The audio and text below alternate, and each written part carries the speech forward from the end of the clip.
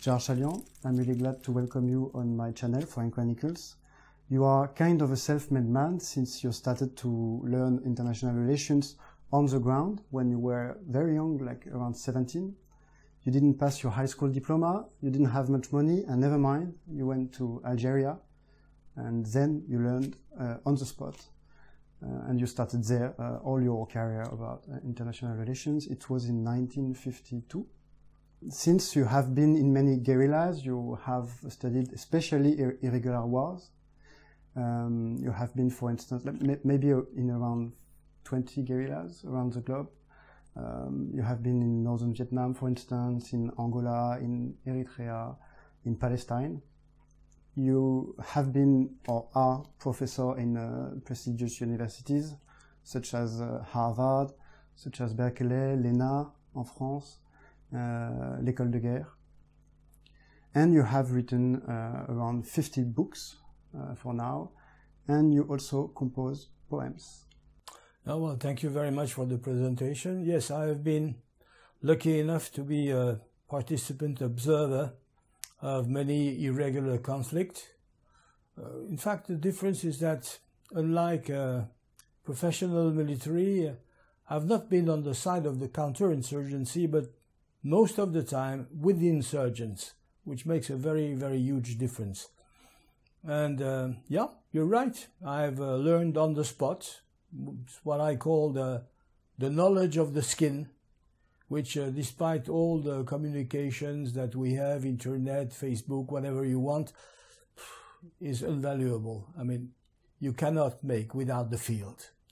That's what I consider as essentially my Harvard and my Yale. That's where I have learned life, and of course books.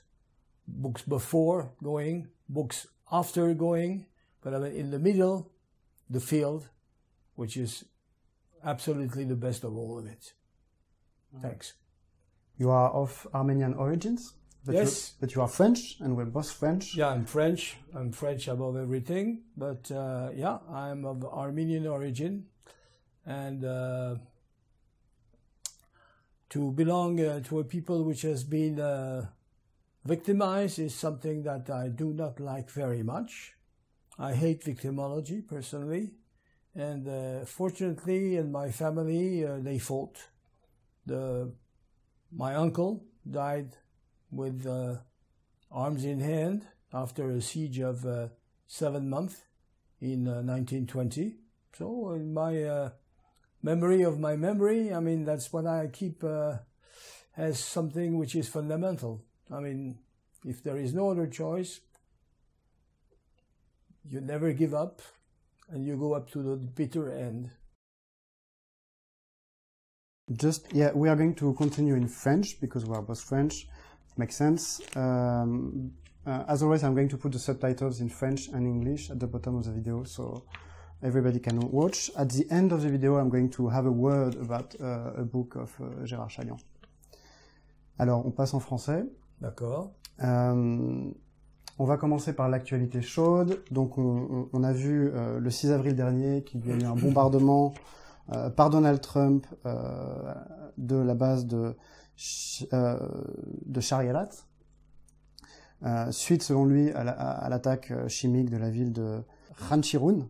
Donc en dehors de ce côté spectaculaire du revirement de Donald Trump, quel est selon vous l'impact que ça peut avoir sur le conflit syrien, sur la Russie, sur l'Iran? Ouais, pour moi, c'est pas véritablement un revirement. Enfin, M. Trump s'est posé dès le début comme quelqu'un qui rompait avec la politique de M. Obama. Bon, bah, l'occasion lui a été offerte de montrer qu'il pratique les choses de façon différente. Enfin, pour moi, ça fait partie d'une gesticulation. Il a prévenu les Russes avant de le faire. Il cherche pas la confrontation entre puissances. Il veut simplement montrer que, bon, bah, lui, il tient ce qu'il dit. C'est tout. Enfin, ça va pas très loin.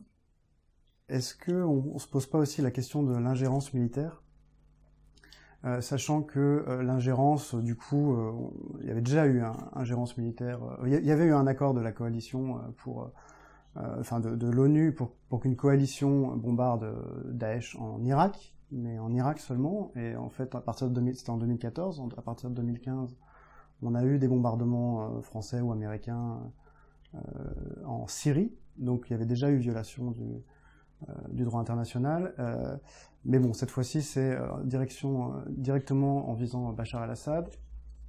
Et d'un autre côté, sans ces violations, de toute façon, on a aussi des violations par le régime de Bachar el-Assad, que ce soit les armes chimiques. Est-ce qu'on peut considérer que c'est vraiment un pays souverain via Bachar el-Assad alors que la moitié de son peuple ne lui donne aucune légitimité?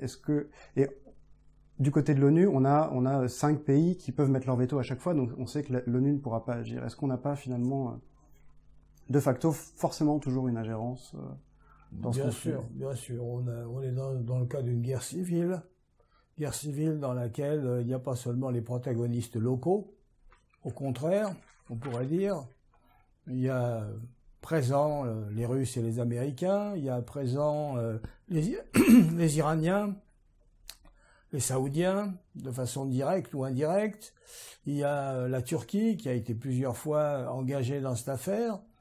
Donc nous sommes dans une situation complètement mondialisée. C'est un conflit civil auquel tout le monde participe, soit régionalement, soit à l'échelle mondiale. Donc tout ce que l'ONU peut dire ou faire ne change pas le fait que on est dans une situation de guerre où ce qui est respecté est relativement, je dirais, enfin, il y a peu de choses qui sont respectées dans la pratique, quoi. Il y a usage de beaucoup de choses qui sont interdites. Il y a de la part de Daesh des pratiques qui ont été singulièrement nouvelles ou qui rappelaient en tout cas des styles de guerre beaucoup plus anciens dans la théâtralisation de l'horreur, etc., etc.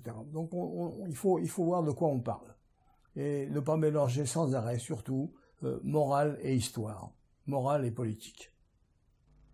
En dehors du coup, qu'on parle de Bachar, de la France, des États-Unis, ou même de la Russie ou de l'Iran, qui tous quelque part pratiquent cette ingérence, en fait, et l'État islamique ou Al-Qaïda, qui sont tous, en fait, tout le monde est en dehors du droit international. Est-ce que on n'a pas l'entité kurde qui, elle, quelque part, est un peu plus réglo, enfin. Bon, les Kurdes, d'abord, sont divisés entre eux. D'une part, il y a les Kurdes de Turquie qui sont l'objet d'une répression très grande de la part du régime de M. Erdogan.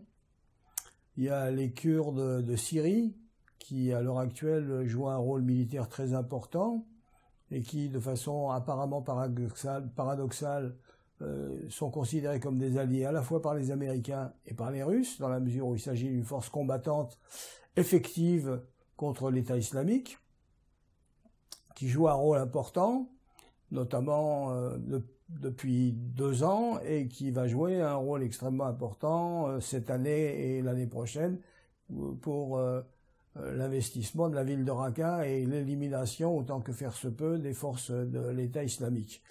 Ensuite, il y a les Kurdes d'Irak, qui ont la caractéristique d'être divisés de facto entre un nord qui est essentiellement dirigé par Massoud Barzani et qui dépend, en ce qui concerne ses communications, puisque nous sommes dans une petite zone autonome enclavée qui dépend de la Turquie, et puis un sud avec les partisans de Goran et les partisans de monsieur comment était son nom, enfin l'opposant de Barzani, qui est d'ailleurs mourant. Eh bien, ils sont eux entièrement du côté de l'Iran, c'est-à-dire qu'il y a en fin de compte sur place un Kurdistan en principe tout à fait autonome, dont le nord dépend en grande partie de la politique de la Turquie et le sud dépend en grande partie de l'influence directe et indirecte de l'Iran. Donc pour les Kurdes, c'est un chemin complexe. Dans l'ensemble, depuis bientôt un siècle, ils n'ont jamais été en meilleure position, malgré tout.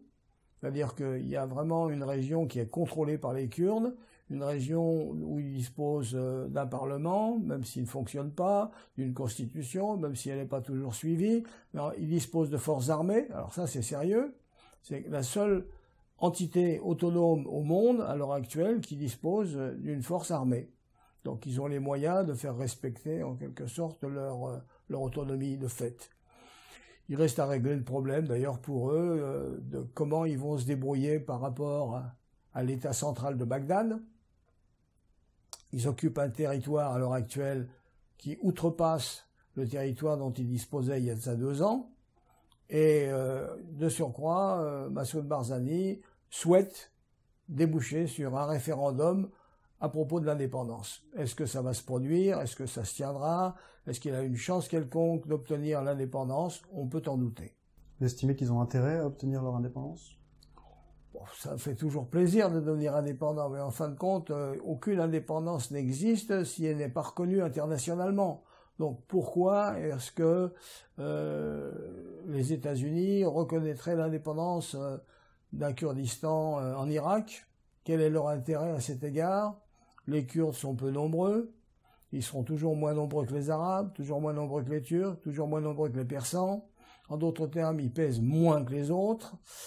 Qu'est-ce que les États-Unis ne peuvent pas obtenir du Kurdistan irakien en l'état des choses actuellement, qu'ils obtiendraient si ça devenait un État indépendant? Je ne vois pas la différence. Donc je vois mal l'intérêt des États-Unis d'accorder une indépendance à Massoud Barzani, même si Massoud Barzani la désire profondément, il veut laisser une trace dans l'histoire, il est quand même l'héritier de la grande famille des Barzani qui ont entamé dans les années 40 déjà une longue marche pour aboutir finalement à créer quelque chose de kurde. Bon, on verra. Est-ce que Erdogan ne laissera pas faire ça? Je ne vois pas l'intérêt d'Erdogan de voir un État kurde se créer, ce qui, pour ses propres Kurdes, est un très mauvais exemple. En définitive, pourquoi les autres et pas nous? Donc, non, je ne vois pas. Et dans le pire des cas, s'il en acceptait l'idée, ce serait un peu comme à Chypre. Il y a un État qui s'appelle Chypre Nord, qui n'est reconnu que par la Turquie, et par personne d'autre. Donc si c'est ça le sort du Kurdistan indépendant, être en fin de compte reconnu uniquement par un seul État, la Turquie, et devenir un satellite absolu de l'État turc, je ne vois pas l'avancée que ça représente du point de vue de l'idée de l'indépendance.